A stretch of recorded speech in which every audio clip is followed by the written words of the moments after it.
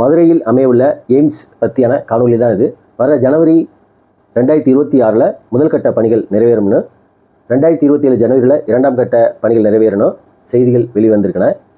இது தொடர்பாக ஒரு 3D அவங்க வந்து அந்த மதுரை எய்ம்ஸோட அஃபீஷியல் அந்த எக்ஸ்தலத்தில் வெளியிட்டிருக்காங்க. அந்த எக்ஸ்தலத்தில் வந்து அந்த பிரம்மாண்ட கட்டடங்களையும் வகுப்பறைகள், அந்த அவுட் பேஷண்ட்டோட அந்த ஆஸ்பத்திரியோட பில்டிங்கு எல்லாத்தையும் பார்க்க முடியுது.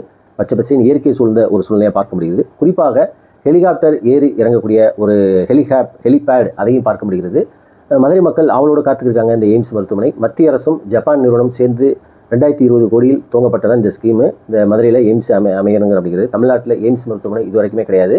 2019 துவங்கப்பட்ட இந்த பணியானது பல்வேறு அரசியல் காரணங்களாக மந்த நிலையில் சென்று கொண்டிருந்தது அப்படின்னு அரசியலில் கடும் விமர்சனத்துக்கு உள்ளானது, கேள்வி பொருளுக்கு உள்ளால தான் வந்து மதுரை எய்ம்ஸ் அமையக்கூடியது.